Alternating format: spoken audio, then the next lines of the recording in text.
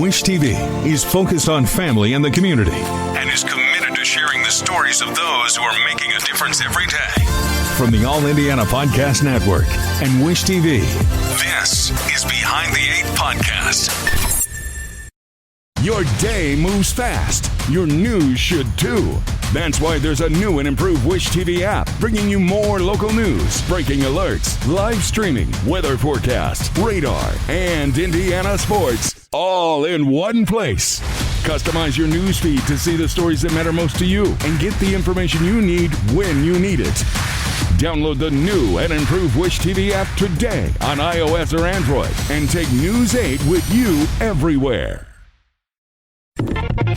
Welcome to Behind the Eight, where we introduce you to some of the people that you see on TV and some that you don't see on TV. But today we're introducing you to one of our, I guess it's not even fair to say new anymore. You've been here long enough at this point. I know. If I were a warranty, I'd be run out. Exactly. We got Jeremy Jenkins here hanging out with us. You see him on Daybreak all the time. How are things, my friend? Things are good. I'm really excited about the show. We've done so many great things. I'm coming off of the parade, so I'm a little tired. That was a lot of walking that we did. And I have to say, you guys have been very welcoming, and the environment has just been great. There's always something happening at Wish, so you guys keep me on my toes. Well, we're going to dive into Jeremy's career and life and who he is and all that fun stuff. So let's start here.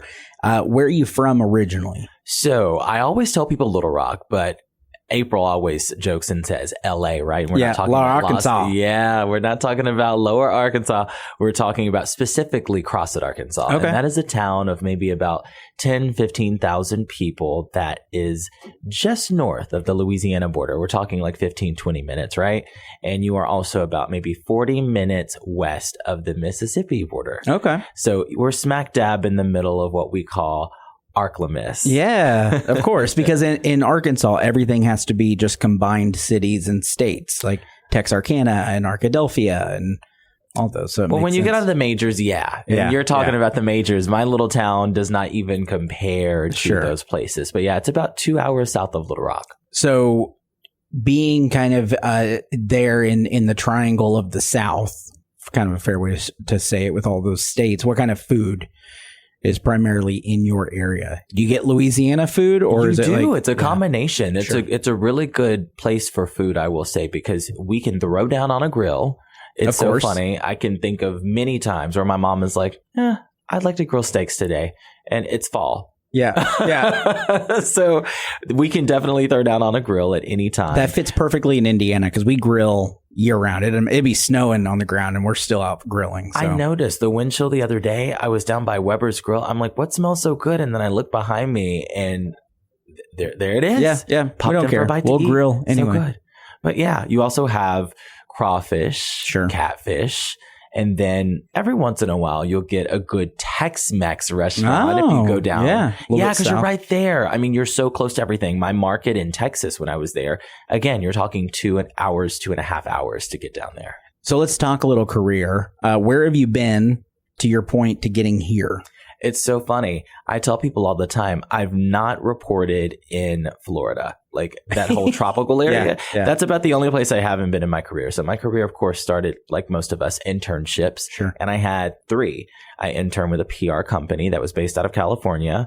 I interned at Channel 7, our legacy station in Arkansas, the ABC station there. And I also interned at a lifestyle magazine. Okay. Yes, very much like your own background. It was called Inclusion Magazine, and it was a lifestyle-based magazine that talked about what was happening around the state.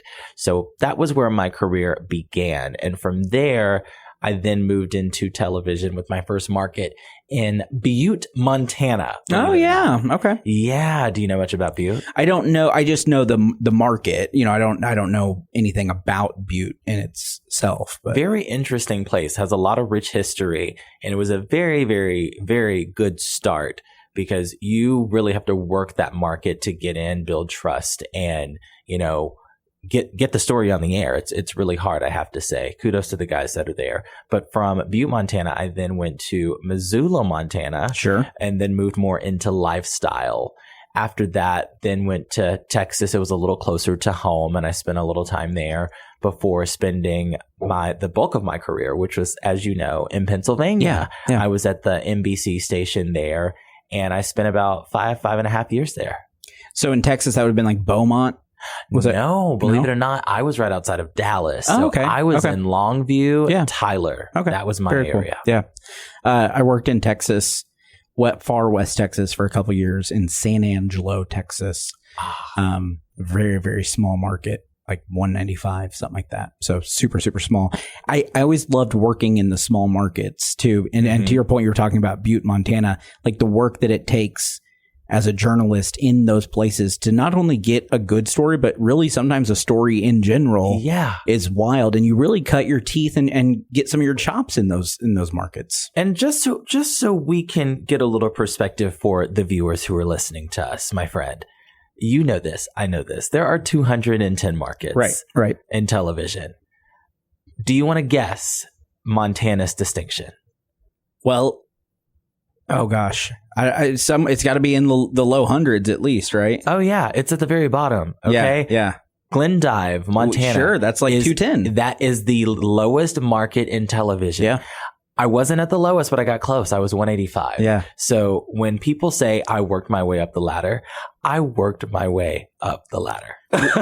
What is it though? Why? Why go through that grind? Because it really is a grind. People see you in the mornings and they see your gorgeous smiling face and your wonderful personality, but they don't understand the long nights, long weekends in these small markets, grinding and cutting your teeth. So why do that? What is it about journalism that drew you to that? It's so funny because I was just talking with a friend about this the other day who did not know my story. And he was like, oh, wow. He's like, you must really love what you do to work your way up that far, right?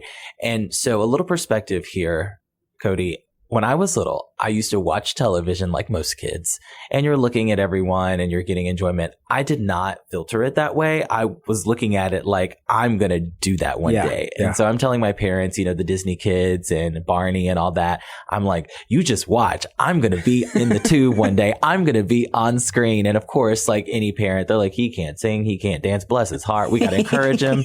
That's right. He's going to do it. But I did it. You know what I mean? I honed my skills and figured out I was inquisitive and that I had a love and passion for storytelling and truth seeking. Yeah. So I went to J school at University of Arkansas in Little Rock. And as I told you before, through internships, that's how I got my start really getting experience.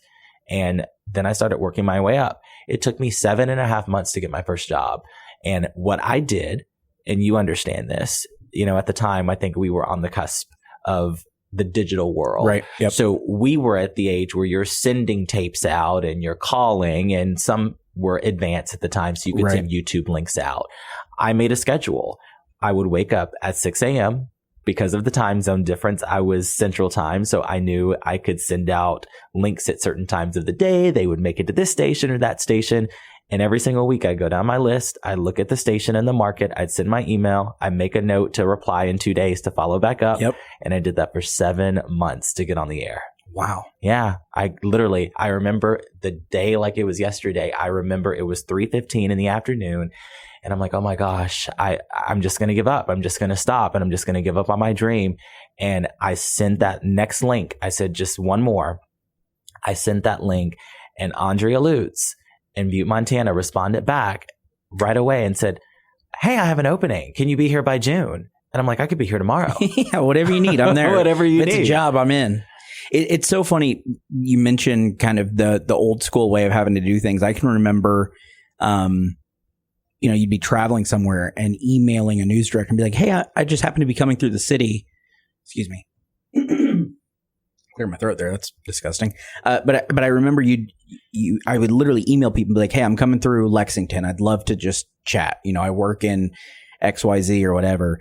And that was like kind of an opportunity sometimes to get your face in front of people, and they'd love to give you a tour of the station. And then you're like, okay, hey, you have anything going on? That sort of thing. And let's specifically say this is just a shot in the dark here. Right. Yeah, for sure. There is no guarantee that you're going to get a job. It's funny you mentioned that because you started on the other side of Texas.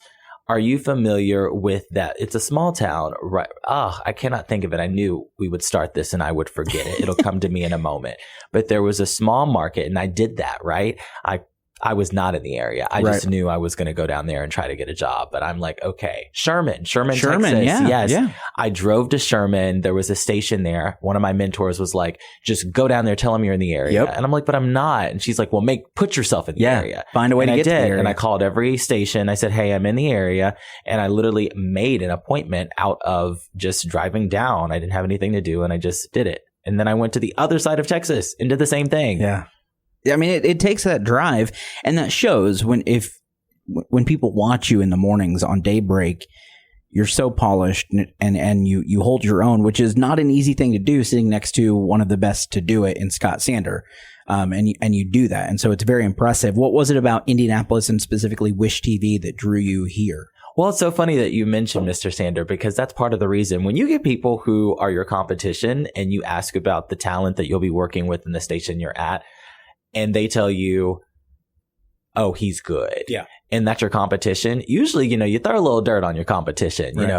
That's just what we do. It's all friendly at the end of the day. We all love each other, but we are very competitive in this industry. But when I said what I wanted to do, the show I'd be on, they're like, you need to be there. Sitting next to him and watching him work is a master's class on its own. So that was part of the reason. The other reason, Cody, if I have to be honest, I really wanted to just kind of flip my career upside down. I've been with NBC affiliates for the majority of my career. I love NBC affiliates, don't get me wrong, but I was at a point where I felt like I was in a box. I felt like I was wash, rinse, repeat every single day. I was going in. I knew the stories I was going to tell. I knew the format they needed to be told in. And I knew that I could pretty much do this in my sleep. And I remember talking to my boss, and we had a conversation, and she just said, Jeremy, you are beloved in the market. You're beloved at the station. Why would you want to leave that behind? And I just said, at the end of the day, if I got to my last day and I looked back on what I could have done and the chances I could have taken, I kick myself in the butt if I didn't jump out on faith and say, let's see what else I can do. Let's see if I can do a podcast. Let's see if I can anchor a morning show on my own and handle that 60 minutes that we go. I mean, we go from 4 to 10. Yeah. Back in PA, I was only doing 30 minutes every 2 or 3 hours or so, right? Yeah. So I was up for the challenge, and it was time. And it is a challenge. I mean, I did mornings for several months when I first got here and filled in on the desk a lot. And that is a haul. Like, people don't realize it because you're at home getting ready for work or, whatever people are doing for their day. They're just tuning in once in a blue moon between breakfast. But you guys are there all morning. and that's all day. Yeah, exactly. What time is it right now? It's like noon 30-ish, almost 1 o'clock, and you're still here doing, the extra things that we have to do, whether that's web stories or whatever. How has your time in Indianapolis been thus far? Any favorites, any things that you've clung to? You know me. Yeah. I hit the ground running in the office and out. I think it's pretty darn impressive. Even I look back, I'm never impressed by anything that I do. Let's just say that. If I could go interview President Biden tomorrow and I'd be like, I'm not happy. Yeah. That wasn't a good interview. Yeah. And Nitpicky. You would want to slap me silly. Right. So I have to say, I'm impressed with what I have done in the little over 90 days that I've been here. We've gotten a chance to go to Shannon Sharp events. We've had a chance to go and interview Barbara Boyd. And when I say we, I mean me and my photographer, my photojournalist, because we don't do this by ourselves. I'm never going to go into an interview and take all the credit myself. I always say we are just glorified mic stands. Yeah. Yeah. But we've had a lot of great opportunities on the Daybreak show, and I've been lucky to be a part of that and have great management who have heard my ideas. Everything I started off when I got here, I made a list of everything that was oh, we don't know if you can do that. Oh, maybe we should think about that. Oh, we'll look at it. Like my little list of things that I couldn't do in other markets. And I just threw them at the bosses here. Yeah. And you know how that went. Yeah. They're like, okay, when do you want to do it? Okay, what day do you want to do that? Yeah. I'm like, wait, are you joking? That's one Really? of the coolest things about working here. And I'm from the area. I grew up in a small town called Roachdale, Indiana. Watched Wish TV growing up. Watched Randy. Watched all those guys. Dave Barris. And one of the coolest things is when I interviewed here, they said, we don't want to tell you what to do. We want you to know what you want to do and do it. And that was such a cool, freeing feeling of being able to just say, this is a passion project. I'd like to get this done. And they go, great. You may have to do some of it outside of regular work time to do that, but we'd love to have it. And so that's cool that they were kind of the same way with you on that. That's awesome. Yeah. I did not think that some of the interviews we've done so far, the Black History Month special, I told them, every single year I would always do, those were my pet projects, right? Black History Month, Women's History Month, and LGBTQ Pride Month. Yeah. I'm like, guys, those are my big three. I'm like, I have to do something in each one of those months. And they literally said, well, are there any other months that you want to do things? And nope, just those three. And I'm like, sure. If there's something that you got, throw it at me. If I haven't done it, I'm down to do it. And I think, I started let's go into that story. Yeah. I started 2 weeks prior than when I actually started. Right. There was a company meeting, and I literally showed up and everyone was like, I thought he was starting on the 13th or the 19th. And it's like, I just wanted to come early to meet you guys. I mean, and we appreciated that. You being here for the semi-annual, office meetings is a good move. That's very smart. Outside of career, what are some things that Jeremy loves doing? I love to travel. I think anyone that follows me on social media and you hear me speak on the morning show, it's nothing for me to say, oh, yeah, Tara, what's the airport traffic looking like? I'm hopping on a plane this weekend. Or, hey, getting ready to hop in the rental car, go for a little drive. The good part about being in the crossroads of America is that you're in the crossroads of America. For sure. I would not have taken this role if I had to go back to the times in our career where we were isolated from friends, isolated from family, right? You'd have to drive 3 hours to an airport, things like that, if not more, depending on where you were living. Yes. Oh, my gosh. Cody, I could go on and on about those times. There was once in Montana, just to get out of the state and back home to Arkansas, I drove 3.5 hours in a snowstorm at the highest elevation in the country. I literally did not turn the radio on. I prayed the entire drive. I'm like, God, just get me to the airport and get me home Fingers safely. Wrapped around the wheel as tight as possible. Yes, absolutely. So this was a blessing to have an opportunity that just opened up in the center of my world, essentially. I've built a life on the East Coast. I have family there. I have friends there that I've known, like I said, 5.5, 6 years. And then I also have my home base, which is back in Arkansas. Yeah. So I'm right in the middle. Any favorite places to eat yet here in Indianapolis? Have you found anything that's kind of a go-to for you? That's a good question. Not right now. I haven't found a go-to. The Cunningham Group, I have to say, their restaurants, of theirs very good. I've tried a few, and I'm very impressed. Yeah. They also have a great reward system. They do. I'm very happy with that. Yeah. Reward systems when it comes to doing things. As you get older, those just become better. Right. I love the idea of knowing that I spent money and now I might get something for free on the back end of that or something cheaper. Absolutely. It's such a weird thing as you age where that stuff kind of matters differently. But so Livery is just, it's one of the restaurants that I tried recently. I hope I'm saying that right. You're good. I tried that recently. And of course, my effort to drag out your Yes, it's difficult sometimes to get April out and about, but you've now done it twice that I've seen on social media. And I told her, get ready for brunch. We're going to go to brunch in a couple weeks. I said, get ready, rest up, do what you got to do. It's good that you give her the couple weeks notice because she needs it. Otherwise, she'll flake out on you. I'm not going to be able to make it. Give her that notice. She's like family. She went to school. Her and my cousin were great friends in college. Yeah. And so when she looked at me, it's so funny. We were in the newsroom. I remember this. Yeah. She's like, Arkansas. She's like, who are your people? And I started naming down the list, and she's like, he went to U of A. I know who you are. Yeah. You're like my little brother. And that was that. And she really is. She's like my big sister. Yeah. April's a blast. She was one of my first guests on Behind the Eight when I took it over. So, Jeremy, it's wonderful getting to know you, and we're so happy that you're here with us at Wish TV. You can catch Jeremy every morning on Daybreak, Monday through Friday, and sprinkled in random places as well because he's always working and doing things. So, in fact, you did midday today, right? Yes, I did midday today. Yeah. So, filling in a little bit here, and I think in a couple of weeks we'll have a little bit of a shift change again. People are going to be taking off. Here's what I would like to happen, and I don't know if it's going to be possible, but at some point, you need to get on either Lifestyle Live with me or All Indiana. Now, All Indiana would be a little bit later. I understand it's 4 p.m. You probably get ready for bed around then. But it'd be fun to have you. I think you'd do well in those shows. Brady, Al, yeah. Juan, If anyone's listening, Erica, hello. Not well enough that he takes my job, but Jeremy, thank you so much. We certainly appreciate you, and welcome to Indianapolis, my friend. Thank you, my friend. Happy to be here. If you guys would like to listen to any more Behind the 8 podcasts, you can do that anywhere you get your podcasts, as well as wishtv.com. Thanks for joining us. From the All Indiana Podcast Network, this is Behind the 8 Podcast. Be sure to like, follow, and subscribe to this podcast wherever you get your podcasts. And connect for even more on Facebook and at wishtv.com.